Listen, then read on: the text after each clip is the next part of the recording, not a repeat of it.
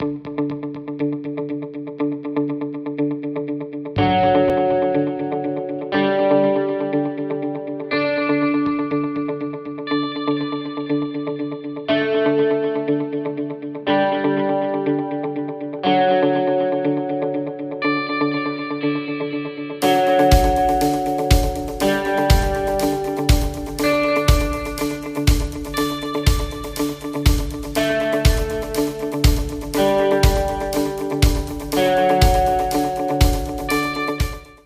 Namaste, and welcome to Breakout with me, Abha. Thanks so much for watching. We are committed to bring to you over here in this show people, exceptional people who have been there and done that. They are people who have committed their lives to something above the normal.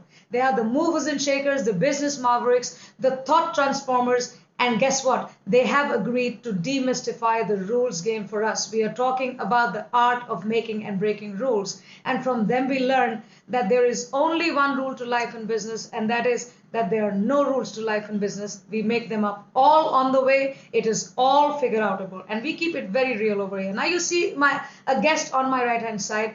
This is one young, very dynamic man who has committed himself to something way bigger than we would think somebody his age would do. He's an author, he's a speaker, he oversees business of over 8 to 10 companies, and he started out very early. He is one of the most sought after business experts, motivational speakers, and he has been acknowledged by n number of leaders who have been themselves been some of the biggest people in the leadership field or in the education business field. So please welcome my very, very, very, very dear friend, Justin Sachs. Justin, welcome.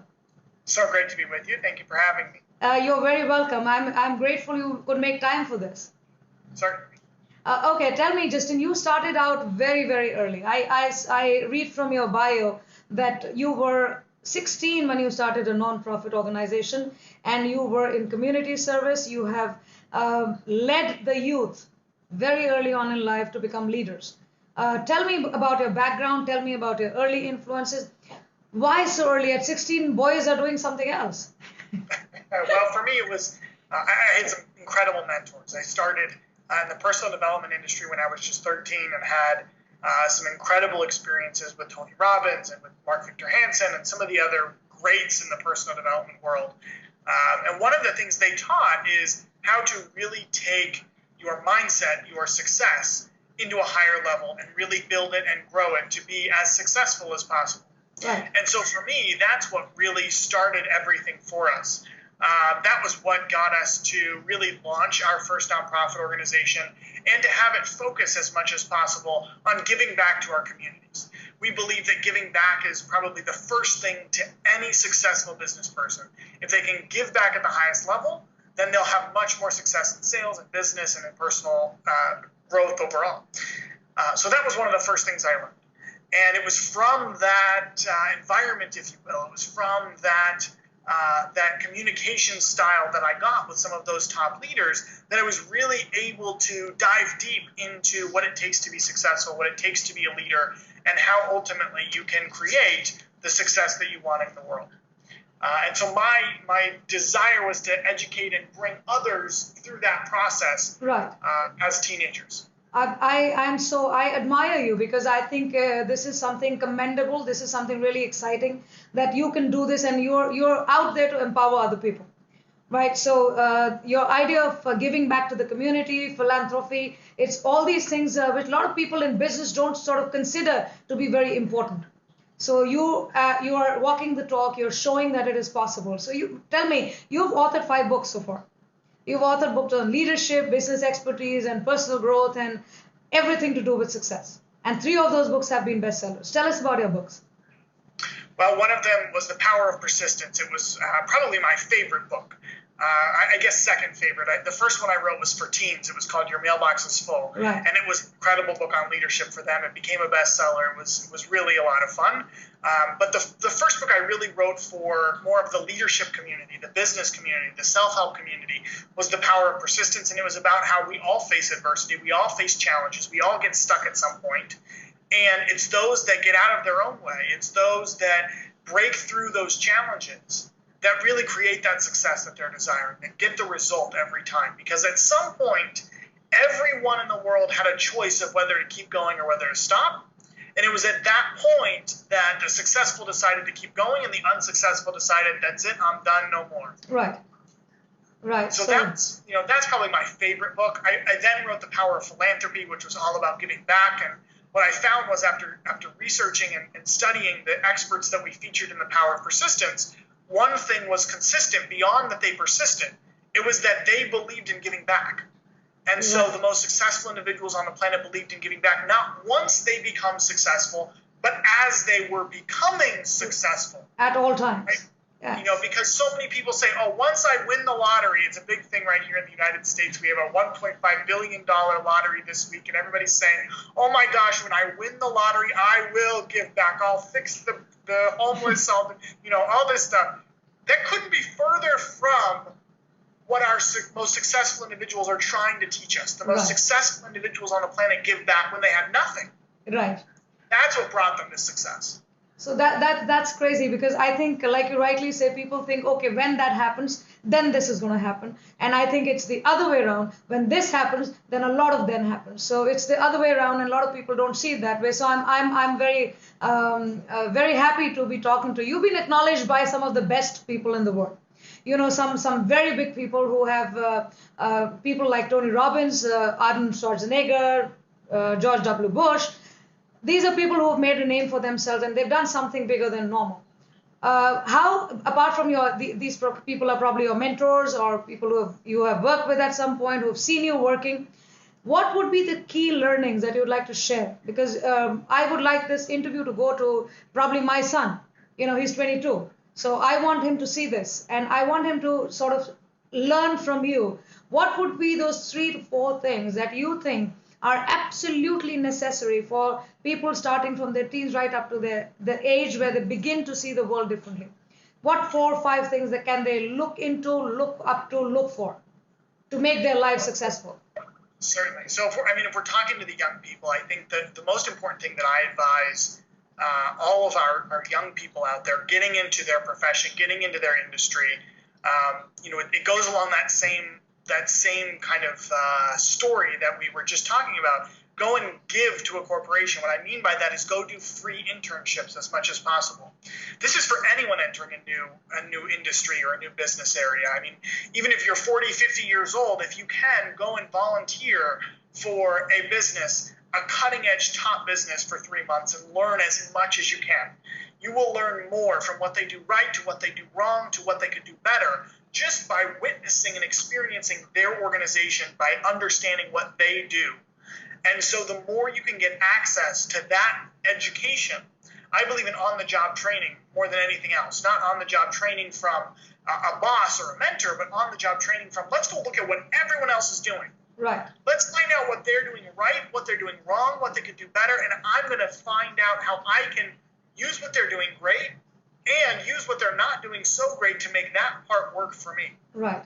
And if I can do that successfully, then my business will grow tenfold. It's how we hit the Inc. 500 list a couple of years ago for the fastest growing company in America. We did it because we were focused on learning what all the other publishers didn't do. What were they failing at? And if they weren't succeeding in their business in that area, then that was the area that we could succeed the most. Great. So you learned early to see the gaps. You learned early where people fail and where they don't. So that's great learning, and learning on the job and learning on your feet, I think, is the biggest learning. Experience is bigger than anything else. So yes, I'm going to tell that to my son and a lot of other youngsters I'm talking to. Tell me, you are now overseeing 8 to 10 businesses of your own, which is called Justin Sachs Companies. What are you up to now? Well, I try to say that my big focus is in the publishing business. Right. But the publishing business takes me in so many different places. Not just finding authors, but helping them get into the media. So we have our media relations company, not just getting them into the media, but getting them film deals so that their books can become TV shows, miniseries, feature films, etc. So all of those things are major components of what we do as an organization. And then also, I believe it's one of my passions is to help not just teens philanthropically, but also helping entrepreneurs become more successful as thought leaders. And so we have a consulting side to our business that helps business leaders wherever they are with the goal of having them reach a massive increase in their sales and in their results overall. And so we as a community of experts really believe that if we can affect you as an expert to reach 1 million people a year, and I can do that with 100 experts, I've reached 100 million people that year. Right. If I try to do that myself, I've reached maybe 1 million, maybe 2 million, but I certainly haven't reached 100 million people. So we very much believe in creating a massive, I suppose the butterfly effect is one word you could use, where I affect 100 people and they affect however many people. Right. So let me bring you to Motivational Press, which is your publishing arm. The big Justin Sachs companies, because I'm involved with that. I've worked with you on that. So I'm glad I'm doing that. Because you, as a publishing company, what I see as an author, that you have a penchant for extraordinary value.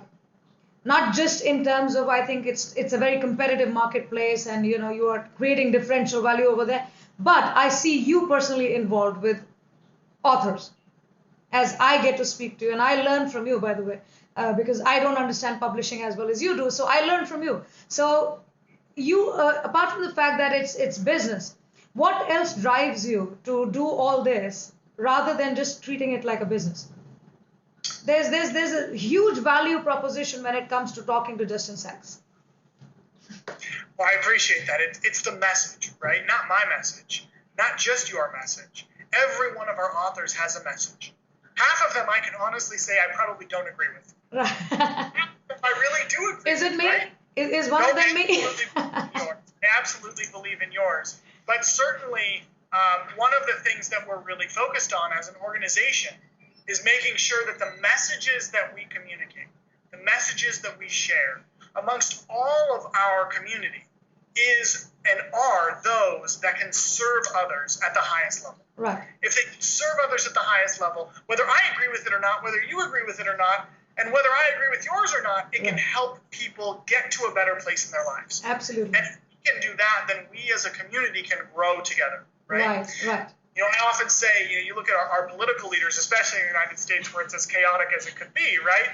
And whether you're Republican or Democrat or independent or whatever you are, if you look at the overall structure, if we all came from the approach of needing to share each other's messages more effectively, we would all do better. We will be in a different place altogether. Well, politics is the same anywhere in the world, so India is as chaotic as the US.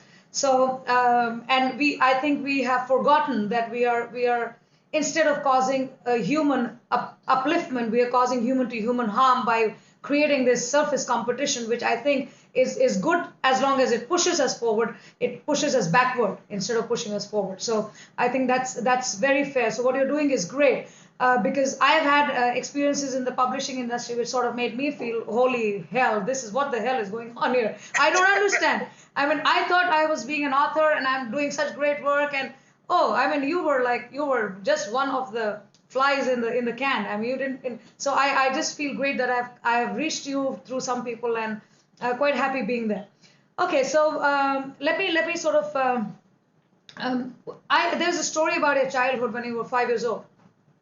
About a friend who your parents tried to help by starting, I think, a group or a foundation or something to raise money for a kid. So that influenced your mind in a huge way. You say that everywhere. So tell me more about that, because I want to get into your head. I want to get into your head. I want to get into your experiences. I want to get into your whys. So tell us about that story. So it was my first lesson, I think, in philanthropy, right? It was my first lesson in giving back. For me, it was the story of my best friend being diagnosed with terminal brain cancer. And he had so many medical expenses. I mean, as you can imagine, going through chemotherapy and all sorts of treatments and the costs associated for his family. And so, I mean, I was only 5. My mom decided to start a nonprofit organization to support his family. And ultimately, it became such that it wasn't just his family. It was multiple families who had children with life-threatening illnesses that couldn't afford their medical expenses. And it's an organization that 25 years later is still going on today to support families every single year who just can't make it happen, even though they have medical insurance. It just doesn't, there's so many challenges.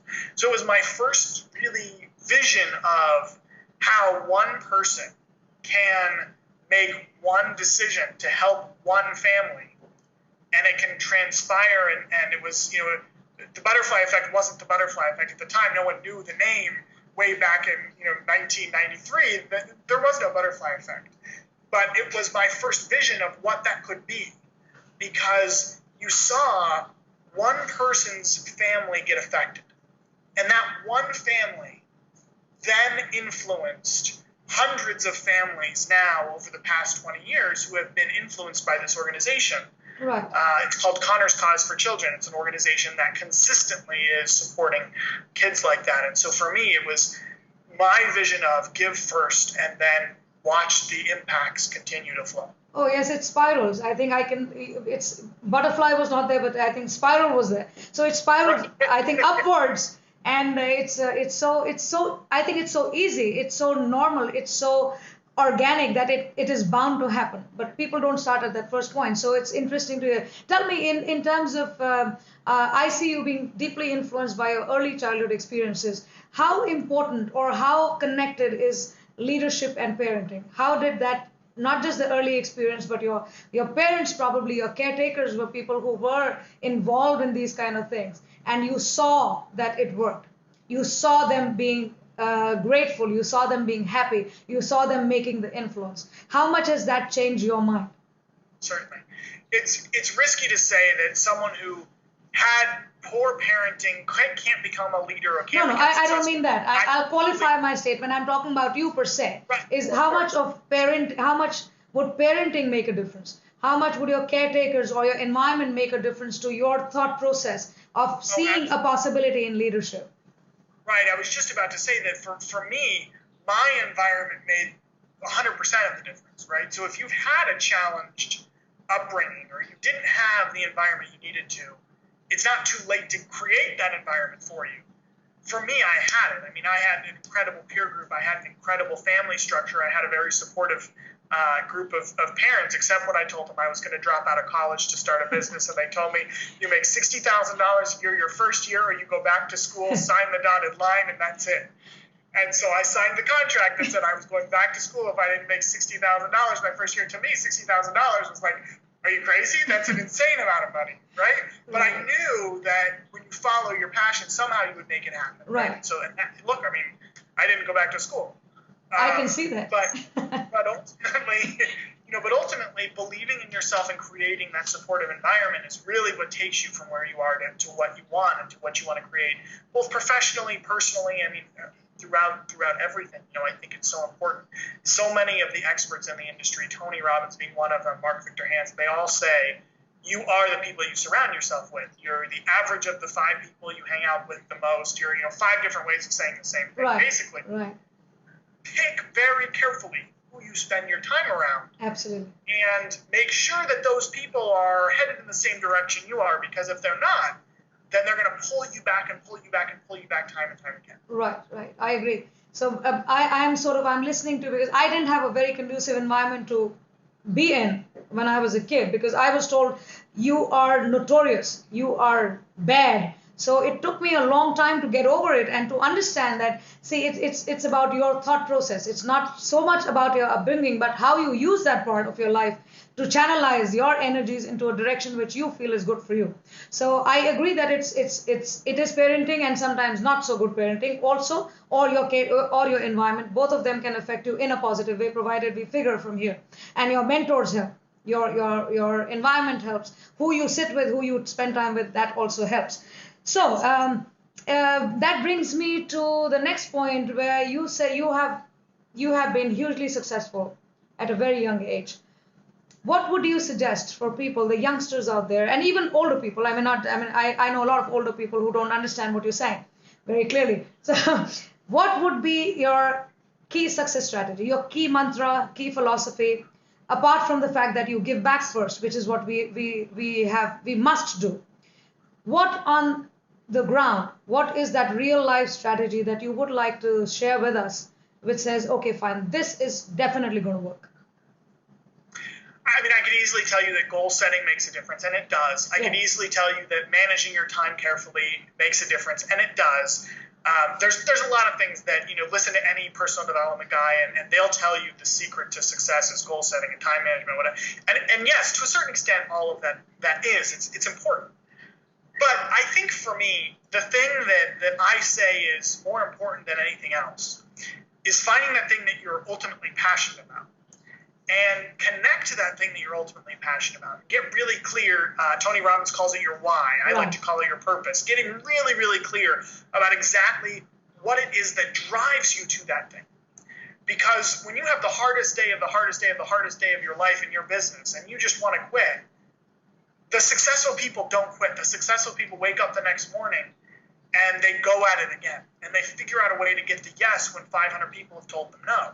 And they keep selling even when someone, goes after them for everything they've earned or whatever it may be. Business, I think, is one of the most challenging things you can do as a leader. There's more uncertainty running a business than in any other profession you could possibly have because you walk in every single day. And as a business owner, 15, 20 years into your business, you still wonder if this is going to be the year that you all of a sudden it all comes crashing down. Right. And so you really have to have that drive, have that clarity, have that passion to know that, look, it's going to be okay. It's going to, this has happened before. It's going to happen again, and you're going to be okay. You're going to make it through it. Right. And you're going to be successful. I think the last thing I would say is the biggest fault that every entrepreneur starting a business really struggles with is not being able to adapt. Because so many of us, they write down their goals, they start managing their time, they're doing everything all those personal development books tell them to do, and they get stuck because one thing didn't work or two things didn't work. And now all of a sudden, their whole system is up in the air. They don't know what to do next because those two things were the things on the sheet. Right. Now the sheet's all messed up. It doesn't work. Right. So finding ways to make it happen even when that first idea of how you were going to get there doesn't work. Right. Even when that first idea doesn't make it happen, figuring out a way to get through that and find another strategy that will work is one of the most important things a business owner can do, because somewhere along the way they're going to face that challenge. Right. I think most of the time most businesses fail because the business owner, there's a gap between who the business owner is and what the business is. And they cannot fill that gap because they cannot adapt to something different because they think they should not be doing this. And that's where it fails. Because if you can figure that if this needs to be done, if not via A, via B, via B, via C, you got to make it happen. And then that is where this comes in, this who comes in, which is where a lot of people struggle. And that's why Tony Robbins has so many people in his seminars. I'm a huge admirer of Tony Robbins. And I'm doing what I'm doing thanks to some of his work because I saw, okay, this is where this could be a path that I could pick as well. So Tony Robbins, he says about you that you've become a permanent force for good. A leader who helps unleash the same force in others so that they too can make any vision, dream, or desire a reality. That is Tony Robbins for you, his endorsement for you. When did this happen? I was working in his youth leadership division. Okay. With his nonprofit organization, was helping them to serve their youth, right? One of the benefits of creating my nonprofit organization and helping so many kids get active in their communities and their local environments was I was invited back to help their youth leadership program, to guide some of their youth through that program. And what happened was, naturally, the more I worked with Tony's youth leadership program, the more we found more teens to lead community service projects.